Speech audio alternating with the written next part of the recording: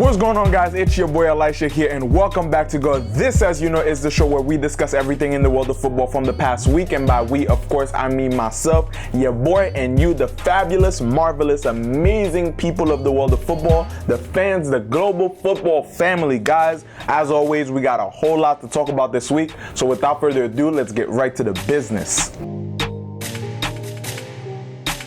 And before I even get started, I just want to acknowledge a lot that has been going on, not just in football, which, you know, football has taken a part of it, but a bigger issue that's surrounding the world, as I spoke about last week, which is racism, which is the emergence of the Black Lives Matter movement as bigger as it's ever been before. I mean, it's the global support, and as you can see by the title, the global unity has been incredible. It's been an outpouring of support, and it's just, it's not even overwhelming. It just feels like it's long overdue, and it just feels like it's well deserved for this movement to be getting this type of recognition, for people really to be starting to take notice of what's going on, not just in the US, but in the entire world in terms of the treatment of black people, and that it's just enough is enough, and that we're tired, and this just has to change. And it's great to see different countries, all 50 states, have taken part in protests, different countries. Shout out to Syria, which already has their own problems, but taking part in some protests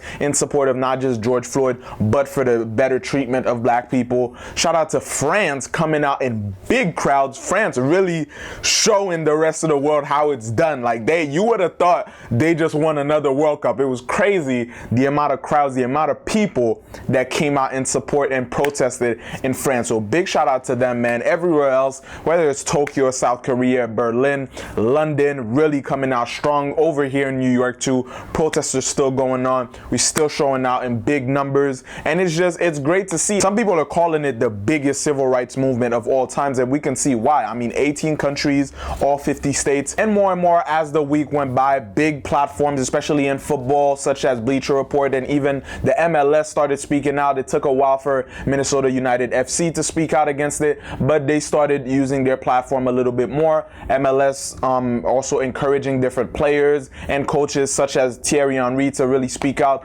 against the injustice that's been happening. Also, as the Bundesliga is the only football league that's actually active right now, a lot of players, whether it's during the warm-ups or during the games themselves or with the armbands that they've worn, and you guys know how I feel about the armbands, you know, saying Black Lives Matter and putting a fist up in the air is one thing. Actually putting action towards preserving and protecting Black lives and valuing Black lives and helping change a system that doesn't value Black lives is really showing, really believing and genuinely supporting the movement. And a lot of people, including people, of course, from the football community, participated in Blackout Tuesday, which was a day where which was meant for people to kind of stop promoting themselves in their own kind of personal gain and take a day to either black out their social media, but most importantly, show more of black issues, show more support to black businesses, just in a way highlight black issues more for that day, which should be done way more often than just one day. But either way, it was an attempt at trying to push forward the movement and gain more momentum, which actually, you know, it did help a lot of more people, a lot more social media accounts were involved in it. So it did help in pushing that movement, at least online. And again, all of these things are part of it, but it's not the end all be all. It's great to put a black square on your page and move on with your day and pretend that you actually did something. It's another thing to actually go and sign that petition. It's another thing to actually donate to the movement, to the national bail funds or different bail funds for different cities, because protesters sometimes do get arrested unjustly for protesting. But there's so many other ways that you can get involved on a daily, weekly, monthly, and yearly basis all the time, supporting black businesses, whether it's black restaurants, whether it's banking at black-owned banks, especially going out to vote, because that is so much more important, guys, than anything else, really affecting the change in the laws, which is what's helping suppress and helping perpetuate that system that oppresses black people. So going out to vote, whether it's in a primary, general, presidential elections, is very, very, very important. Again, there's so much that you can do on a daily basis. That black neighbor that you have, respect them. Your black teacher, respect them. Doctors, when black women tell you that there's something wrong with them, believe them. Also, educating yourself on black issues or black history as much as you can. We don't teach that enough in school. If you understand what black people have gone through and the system that continue to oppress them to this day, if you know the history behind it and how it actually affects people in the society we live in today, maybe you can understand a little bit more, and maybe you can find it in yourself and in your own ways to help out defeat that system. So with that being said, just a little quick black history in football. Andrew Watson, if you didn't know, was the first ever black player to play international football. He was born in Guyana but moved to Europe, where he played for Scotland's national team. 3 games he played from 1881 to 1882. Put that into perspective, only 20 years later did France have their own national team, and that included all white players. And look at how French national team set up for the 2018 World Cup. So in comparison to that, there's been a lot, of course, of culture change and a lot of immigration to these countries, but black players have been a part of football history since the very beginning. But guys, now let's talk about some actual current football news, and as always, you know, we got to pull out the laptop. All right, and now in Bundesliga news, as I said earlier, it's the only current league actually in action right now in the world, but we're going to talk about some of the notable matches, and part of that was the match to look out for from last weekend. If you remember, Bayern Munich versus Leverkusen, and that game went in Bayern's favor. 4-2, they won that one, and it's so. And I'm not gonna be that guy. I'm not gonna be the winner hater, okay? I don't hate winners. They got a great team, but year after year after year, you gotta tip your hat off to them. And for a minute there, we thought Leverkusen was actually gonna do something. They started really well. They broke the deadlock. Otario got a goal in. We thought it was gonna be an offside, but the flag stayed down. They were awarded the goal. 20 minutes later, Coleman, who's basically baby Roadrunner, he's like Alphonso Davis' little version of him. You know how he's trying to earn his meeps. You know how they say you're trying to earn your stripes or your wings? He's earning his meeps. You know, the Roadrunner just the meep, and then he just that's Alphonso Davis. Right now, Coleman is he's like a step down from that, but he's super fast. He got the 1-on-1 goal, equalized, made it 1-1. That's when the floodgates opened. Goretzka got himself a goal. Gnabry, who's been pretty silent for a while now for Bayern, who's had a great start to the season, but kind of quiet down since the quarantine has been lifted. And then, of course, as always, Robert Lewandowski had to have himself the 4th goal of the game. Leverkusen got a consolation goal at the end, but that was not enough to get them the 3 points or even try to share the points for that game. But again, you really can't hate on the greatness of Bayern Munich, man. They have, like I said, the top scorer in the league, Lewandowski, with 30 goals. You have Muller with 20 assists, top assister in the league. Kimmich with the most coverage, with the most territory coverage in the whole Bundesliga, and the most possession, which is super underrated. People don't talk enough about those type of players. The ones who don't have the most goals, who don't have the most assists, they gonna put it in the back of the net sometimes. I'm telling you, I promise you, Kimmich will put it in the back of the net. Who won the game against Dortmund last week? It was Kimmich. He got the single goal in the whole game. So when they need him, he's going to do it. But for the most part, to have the type of endurance that he has, having the most yard coverage shows that he's actually got gas. Like, this man can run. This man can run for days, and he's actually putting in the work. Like, he knows how to hold the ball. He has great game instincts. He has mastery over the actual match. Like, he can control a situation. Being able to hold the ball like that, those stats go over a lot of people's heads, but they're actually very, very important in gaining control over the match. And the fact that he has that composure, he has that control over it again, is really, really important for a team to have. Although this match, although Leverkusen lost, it's gonna get a little bit interesting versus Mönchengladbach next week for Bayern Munich. Why? Because Lewandowski and Muller both got yellow cards, so they will both be missing the next match against Mönchengladbach. Woo! Again, not a winner hater, but this can get a little bit more interesting because without the top scorer in the league and the top assister in the league, again, guys like Alphonso Davies on the wing has to step up. Kimmich has to step up. Gnabry has to step up. But those two missing pieces are going to be very, very crucial for Mönchengladbach to have to take advantage of. So it's gonna definitely, I'm saying it right now without even finishing the rest of the matches, that is the game to look out for this upcoming week. Mönchengladbach versus Bayern Munich is gonna be an interesting one. Bayern has very little to worry about, not very little, because their next matches include, again, they're gonna be without Müller and Lewandowski versus Mönchengladbach. They're playing against Werder, Freiburg, and Wolfsburg, which is 4th place, 6th place, 8th place, and 17th place Werder, but 4th, 6th, and 8th is solid. You know, these are teams that could definitely do some damage, especially during the next one. That could create some momentum for the other ones, but who knows?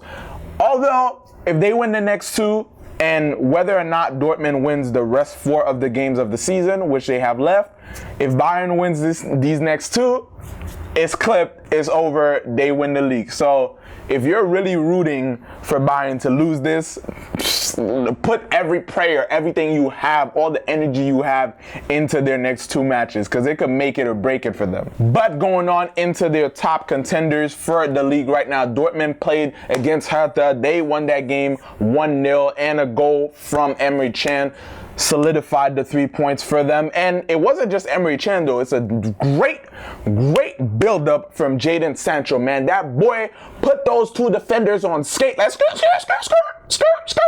stupid, where you go? Skirt. Put him on skate, have a nice little combination with Emre Can back to Sancho. Sancho doing a short little cross into the box to Brandt, who headed it into the ground, passing for Emre Can, putting it away, getting the goal for them. Because it was close. It was close. For a second there, I thought they weren't going to score. I thought this game was going to go 0-0, and that would have been super disappointing to watch Dortmund really give it away to Bayern like that. But again, it's still not over even for Dortmund. They got Mainz, Leipzig, Dusseldorf, Hoffenheim to play next, not in that order, but they're playing Mainz next. So let's see if Dortmund can actually at least do their part and win the 4 remainder matches of the season. They got that 2nd place position on lock. Make it into the European Championship next year, they're good at least. If Bayern slip up, they got it. But they have to make sure that they have their part down on lock. Another notable game, which again I thought was disappointing, especially contending, trying to at least have that last stretch of the season, even if they're not really a contender anymore. But Leipzig drew 1-1 to Paderborn. They were up 1-0 too, which again makes it even more disappointing. They lost that lead and ended up drawing to Paderborn. But now they're at 3rd place. Are they really going to catch up to Dortmund? I don't think so. Do they have a chance? Of course, there's still 4 games left. That's 12 points. They could definitely catch up. If anything, because of how 2020 has been going as a year overall, Leipzig, if they win the 4 remainder matches they have, and Bayern and Dortmund lose their remaining 4, they win the Bundesliga. So you know what? As a year, I'm not putting it past them. Who knows? Who knows? It could actually happen. I don't know. It's just the type of year 2020 has been, man. Leipzig could actually win the Bundesliga. God, it is it. Oh my God. But yeah, man, right now Bayern is at 1st place with 70 points. Dortmund 2nd with 63. Leipzig got 59. They're 11 points away from Bayern, as I said, so 12 points difference, 4 wins, 4 losses for Bayern could actually win it for them. So that's an actual possibility, guys. Like, it could really happen. But yeah, best of luck to them.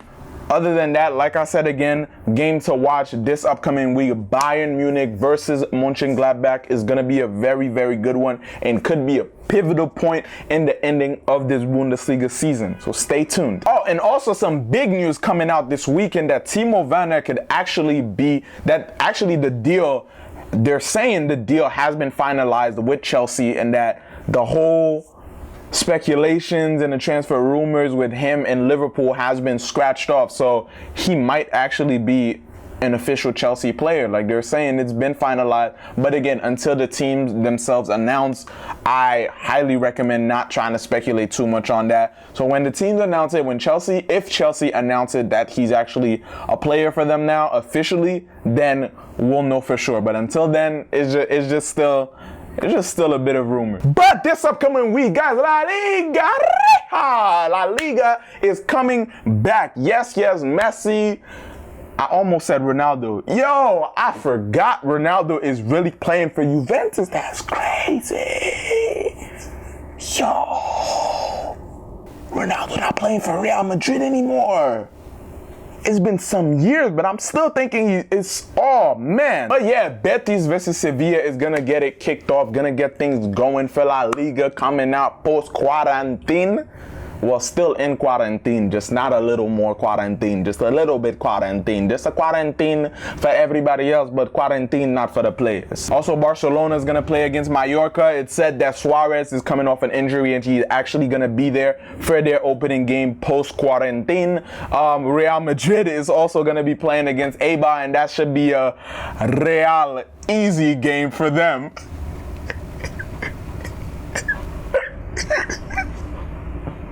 But actually, guys, I'm not really concerned about Barcelona and Real Madrid too much. It's looking like the lead is a little solidified right now. It's either first place or second place. If Barca lets it slip, they're going to lose that to Real, or vice versa, whatever. But right now, the race for third to sixth place is what I'm really interested in La Liga, especially looking at that. Sevilla has 47 points, Real Sociedad with 46, Getafe with 46, Atletico with 45. I'm really looking at Getafe because I really would like to see them make it into that top four, at least into that top three, so they could solidify their spot next year in the European Champions League. I really hope they come out on fire after this and that their first game off the bat, they get that 3 points.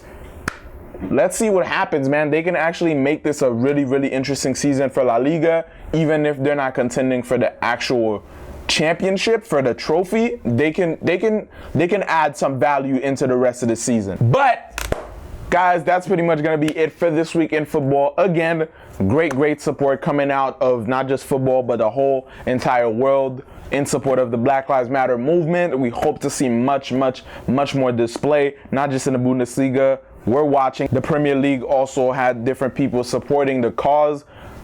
All eyes are on La Liga to see how they're going to show their support, since they've been kind of quiet up until now. But they're returning, so let's see what happens.